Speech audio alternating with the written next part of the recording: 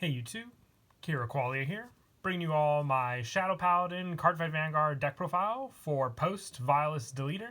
Want to take my run on the deck for all the new support we received in the Vilest Deletor booster pack. The main grade 3 that acts as kind of like a main card along with Phantom Blaster Dragon for the deck is Gust Blaster Dragon. It has some pretty cool pressure aspects with the card altogether, and we received a bunch of other cards just to support the different lineups for Shadow Paladin, just with calling rear guards and having hand power and just draw power and field presence for all the different effects for your grade 3 Shadow Paladins, which really steal the show for the deck in total. So let's go ahead and get started with the deck profile.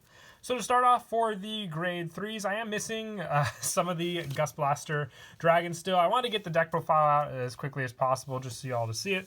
But I would run 4 Gust Blaster Dragons. Sadly, I only have the SVR version still. Hoping to pick up some more later on when the box comes out. And as I do, I would take out Dark Mage, Babkukar, and if you want to add additional ones up to the 4 count, you can remove the Dark Dictators along as when you do. But Gust Blaster Dragon, when it attacks, you counterblast 1 and retire 2 rear guards, draw a card, and your opponent chooses one of his or her rear guards and retires it, and this unit gets plus 10,000 until end of turn. And when your rear guard is retired, if your soul has a grade 3 with Blaster in its card name, this unit gets an extra critical until the end of turn. So you just have overall easy pressure. The fact with Blaster as well, plenty of Blaster units you can get into the soul when you ride them. Blaster Dark, Phantom Blaster Dragon, you name it. So it doesn't have like the Soul Blast 3 requirement that Phantom Blaster Dragon has, but still having that option for them in your soul with those blaster units just adds extra pressure with this card overall. I'd say the only weakness, since it doesn't have a guard restriction, would be obviously a perfect guard, but still being able to retire your opponent's units and then also making up for yours with the draw power definitely does come in handy with this card. But like I said, with each additional one you add onto the deck, I would take out the Dark Mages and the Dark Dictators to run 4 of this unit in the deck in total. And then I'd still say it's one of your main units. You could say backup, regardless either way. But for Phantom Blaster Dragon, just for the fact that this card has the damage ability and also the counterblast 1, retire 3 rear guards, and your opponent chooses 3 of his or her rear guards and retires them. And this unit gets plus 15 extra critical until the end of turn. And once per turn, if your opponent has 4 or less cards in his or her damage zone and no rear guards, you can Soul Blast 1 grade 3 and deal 1 damage to your opponent's Vanguard. So you still have that amazing pressure, I would say, with Phantom Blaster Dragon being able to deal out the damage and that additional pressure that Gust Blaster can also do. So depending on how you ride each card, if you start off with the Gust Blaster, then you can set up the grade 3s for Phantom Blaster Dragon, and vice versa, just having the grade 3 Blaster in the soul for Gust Blaster Dragon to get that extra critical as well. So they work back and forth together quite well. Depending on which one you ride first, then you'll go for the other play. And that is it for the grade 3s. Moving on to the grade 2s. For Dark Bond Trumpeteer, was debating how many of each number I wanted to run, but 4 definitely seemed like the best number. And when I get the additional ones, I'll be taking out the Tragic Knight Cathbad for them. But with Dark Bond Trumpeteer, when placed, you counterblast 1, search your deck for up to 1 5,000 card power and call it to rear as rest and shuffle your deck. And a Vanguard or rear guard skill as well. When your plus 5,000 rear guard is placed, this unit gets plus 3,000 to end of turn. So most of the time, my target for this card will easily be Skull Witch Nemain, just as an easy call. And then when it's restood next turn, you can also use its own skill to call additional units as well. It just helps for that easy call of those units, and then have other additional calls with some of your other grade 2s for the deck, and the plus power, depending on if you call something, just to give Dark Bond Trumpeteer that additional skill power, definitely does come in handy for sure. It's why I liked it. The only thing I would say that is kind of a big negative factor is just the fact that you do use your counterblasts with some of your other units, including your grade 3s. So just be wary, how much you invest in the counterblast. We're Dark Bond Trumpeteer, since you do need to save some of the other ones for some of your other decks. But we do have unflip capabilities still with the deck nonetheless.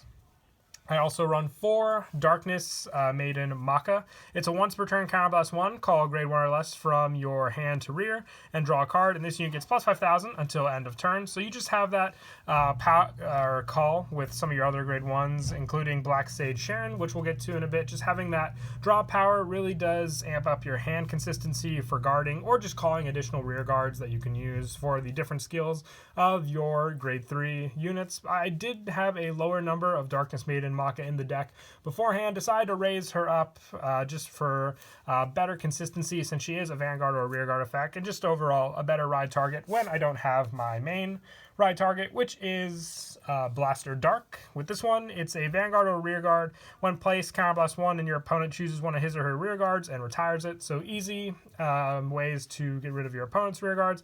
And on Vanguard, it has the once per turn. If your opponent has no rearguards, you discard a card from your hand, and this unit gets drive +1 until end of turn. So just additional pressure having that twin drive with a grade 2, and the fact that early game, most of the time, unless your opponent pressures you, you're not going to really have any big rearguards to worry about. So you can even just get that discard cost pretty freely if you don't have to use the retire if your opponent doesn't call any rearguards, and then you'll make up for that discard with the fact that you're getting a twin drive. And that is it for the grade 2s. When I'll move on to the grade 1s, I run 4 Black Sage Sharon. One place, due to the ability of your card, you can Soul Blast 1, Countercharge 1, and this unit gets plus 3,000 until end of turn. So most of the time with this card, I'll use Maka to call it, and then obviously called it with an ability. With all the other grade 3s we have, we don't really have any other options available for cards in the deck call-wise. That's why I also bumped up the Maka numbers for this card, and just being able to use your soul, which we don't really use it for too much else in the deck aside from Phantom Blaster Dragon, and having that option available to us for the counter charge, like I said, definitely does come in handy with all the different counter blasting we do with the deck.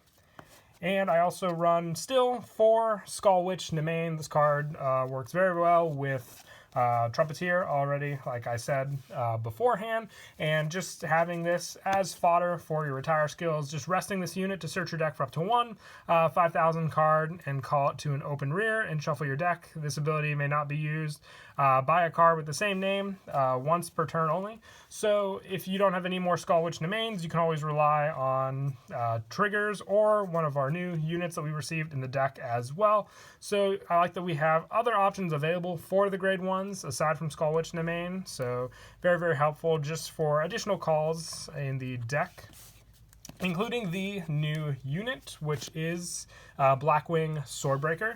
I'm taking out the Blaster Javelins for more Swordbreakers when I receive them, but this card, when placed, you counterblast 1, draw a card. If this unit was placed from hand, this unit gets plus 5,000 until end of turn. So you have that additional draw power available to you, and also just another option to call out with your Dark Bond Trumpeteer as well, since it searches for a plus 5,000 card, and Swordbreaker being the plus 5,000 definitely does help overall just for more search options. I'd say the biggest negativity of having so many plus 5 power units in the deck is the fact that it can be a bad ride target at times, but most of the time, unless your opponent really pressures you, being on that 5k Vanguard, it's not that big of a negative towards you, and you have plenty of other grade 1 options for riding, including Sharon, so most of the time you can avoid this. But like I said, I might also bump the numbers up to 4 depending on how many of my next choice I wanted to run.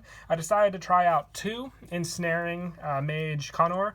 It's a guard circle skill. When placed, you Soul Blast 1 and move one of your rear guards to the guard circle. So with all of the different grade 1s we're running for plus 10,000 shield, when you call them at rest, they don't do much for the actual attacking and boosting, but being able to call them to guard just helps for additional defense, since it can be at times one thing the deck does lack, since you don't have too many options available for guarding aside from the perfect guards and the triggers when you receive them.